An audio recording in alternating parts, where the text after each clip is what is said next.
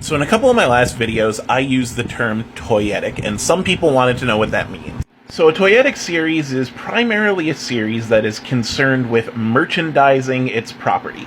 Yu-Gi-Oh! Is probably the best example of a toyetic series. They have to show off new cards in every episode because they want you to buy those cards. This isn't something exclusive to anime, though. He-Man was also a toyetic property.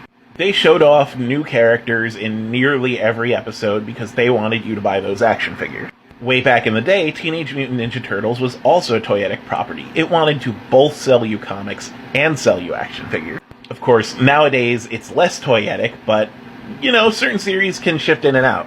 The interesting thing about toyetic series is that the people who are making them have to work within strict guidelines. Like, they have to craft a story that means something while basically being forced to act as a product showcase. And that's kind of hard to do. I mean, it's so hard to do that a lot of toyetic series are kind of crap.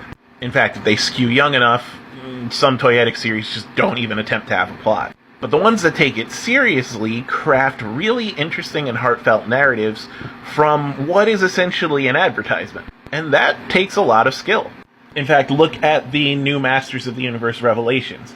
Nearly every episode has tons of new characters with tons of new models. It's there to sell you action figures. But Kevin Smith also made it one of the best He-Man series ever by tying in so many interesting plots, having amazing fight scenes, showcasing characters that did not get enough spotlight. It's a great series. And a lot of your favorite anime were probably toyetic too, whether they were selling you cards, or a video game, or action figures themselves. In a world where art can be leveraged to sell other products, art can never fully stand independent of those products. And that's not necessarily a bad thing. We all like to think about art as this pure expression of creativity, but sometimes constraints can make art even more deep and interesting. And toyetic constraints are just one example.